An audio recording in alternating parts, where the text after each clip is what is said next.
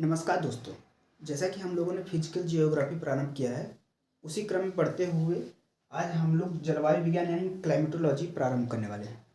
आज पहला क्लास है, तो पहले हम लोग जानते हैं कि जलवायु विज्ञान क्या है।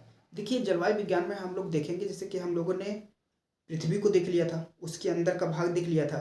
इस बार इसमें हम लोग देखेंगे कि जो पृथ्वी के बाहर गैसें हैं वो कैसे हैं, यानी कि उन गैसों के प्रकार कौन कौन से हैं, उन गैसों से प्रभाव क्या पड़ता है, उन गैसों के कारण ही जब हवाएं चलती हैं तो वर्षा कैसे होती है, बारिश कैसे होती है, इसके बाद बादल कैसे बनते हैं, ज्वार भाटा कैसे आती है, ये सब हम लोग क्लाइमेटोलॉजी में देखने वाले हैं। तो ये जो है कि फिजिकल जियोग्राफी का लास्ट यूनिट है, जिससे के बाद फिजिकल जियोग्राफी ख़त्म हो जाएगा। ये हमें लगता है कि 2-3 क्लास लगेगा, इसके बाद कंप्लीट हम लोगों का जियोग्राफी हो जाएगा। अगर आप लोग कहेंगे तो ह्यूमन जियोग्राफी मैं प्रारंभ करूंगा। तो आज क्लास पहला है, तो इसमें देखते हैं कि जलवायु विज्ञान में पहले हम लोग पढ़े वाले हैं गैसें। देखिए, गैसें क्या है। दरअसल गैसें जो है कि अलग अलग प्रकार के पदार्थ हैं जो वायुमंडल में बिखरे हुए हैं। कुछ गैसों की मात्रा अधिक है और कुछ की मात्रा कम है। इन गैसें जो है कि जो इनका पार्टिकल होता है वो नैनोमीटर में होता है, बहुत ही कम होता है, जो नग्न आंखों से देखना इम्पॉसिबल होता है। तो कुछ गैसों को हम लोग जो है कि सूक्ष्मदर्शी या फिर कुछ ऐसे उपकरण के माध्यम से देख सकते हैं। अब हम देखते हैं कि ये जो वायुमंडल में हमारी गैसें पाई गई हैं, इन गैसों में सबसे ज़्यादा गैसें कौन सी मिलती है। देखिए, हमारे वायुमंडल में सबसे ज़्यादा गैसें नाइट्रोजन है जो लगभग 78% है। इसके बाद ऑक्सीजन है, ऑक्सीजन लगभग 20% है। इसके बाद ऑर्गन है, इसके बाद कार्बन डाइऑक्साइड है, इसके बाद नियान है, इसके बाद हीलियम है, इसके बाद क्रिप्टॉन है, जेनॉन है, हाइड्रोजन है।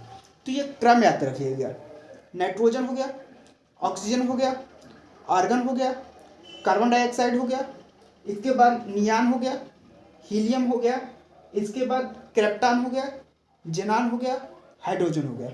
अब आप देखिए जो है कि हाइड्रोजन सबसे कम पाया जाता है, लेकिन कुछ मूर्ख लोगों ने हाइड्रोजन को ही ढूंढकर उससे हाइड्रोजन बम बनाया है। क्या करें। तो देखिए कि इसका क्रम याद रखिएगा, जो कि nitrogen, oxygen, argon, carbon dioxide, neon, helium, krypton, xenon, hydrogen. ठीक है, सबसे कम हाइड्रोजन, सबसे ज़्यादा नाइट्रोजन। इसके बाद जलवाष्प। देखिए, जलवाष्प से एक जो है कि गैसें, इन्हें भी माना जाता है, लेकिन ये ऐसी प्रकार की गैसें हैं जो जल को अपने अंदर रखे हुए हैं। अब आप अगर ऐसे चलते रहेंगे तो ठंडी के मौसम में कोहरा दिखा होगा आपको। तो कोहरा के अंदर जब आप निकलेंगे तो उसमें से कुछ बूंदे जो है कि आपके शरीर यानी कि मुंह पे पड़ जाता होगा, आपको लगता होगा कि इसमें पानी था।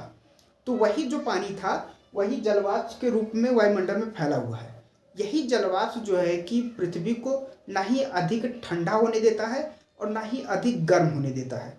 जलवाष्प ग्रहण करने की क्षमता उन क्षेत्रों में ज़्यादा होती है जहाँ पे गर्मी हो, यानी कि गर्म हवा में जलवाष्प ग्रहण करने की क्षमता अधिक होती है अपेक्षाकृत ठंडी हवा से। तो इसमें देखिएगा कि ऊंचाई के साथ ये घटती है। देखिए, ऊंचाई के साथ घटने का रीजन ये है कि क्षोभमंडल में ऊंचाई के साथ साथ तापमान कम होता है। जब तापमान कम होगा तो जलवाष्प ग्रहण की क्षमता कम होगी, तो जलवाष्प भी कम होगा। ठीक है। इसके बाद देखिए कि आर्द्र गर्म, यानी कि गर्म क्षेत्रों में लगभग 4% तक हो सकती हैं और ठंडे क्षेत्रों में 1% से भी कम हो सकती हैं।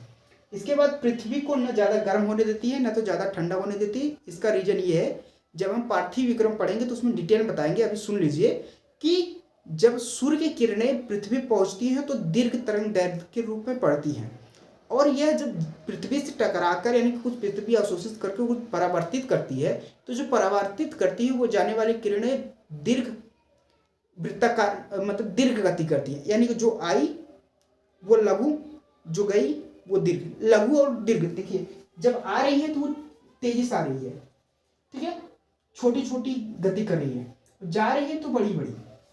यानी कि जब वो जा रही है तो फैल के जा रही है, फैलते हुए, और जब आ रही है तो सूर्य की किरण तेजी से आ रही है, इसलिए थोड़ा कम फैलते हुए तेजी से आ रही है, तो वो जो है कि लघु गति से आती है और दीर्घ से जाती है। जो दीर्घ गति से जाने वाली किरणें हैं उनको रोककर पृथ्वी को हल्का सा गर्म करता है, तो जो है कि पार्थिव विकिरण इसे कहते हैं। तो इसे हम लोग आगे पढ़ेंगे, बस इतना याद रखिएगा कि जलवाष्प के कारण पृथ्वी ना ही ज़्यादा गर्म होती है ना ही ज़्यादा ठंडी होती है।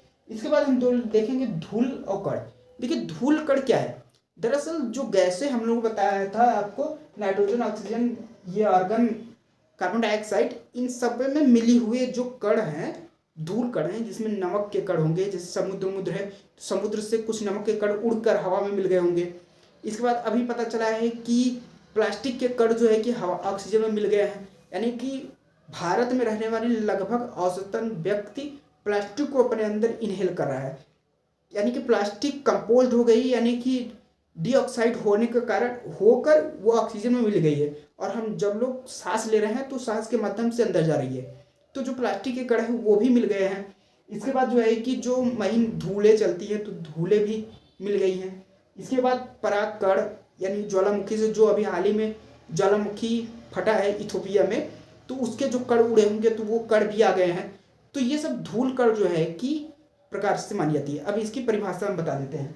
देखिए गैस, वायुमंडल में पाई जाने वाली गैसें, यानी कि वायुमंडल में उपस्थित वे कण जो अलग अलग पदार्थ या अलग अलग मात्राएं रूप में उपस्थित हैं, वे जो गति करती हैं, जिनके पास अपनी एक, हम कह सकते हैं कि उनके पास अपनी एक क्षमताएं होती है, उनका एक गुण होता है, उन्हें हम लोग गैस कहते हैं।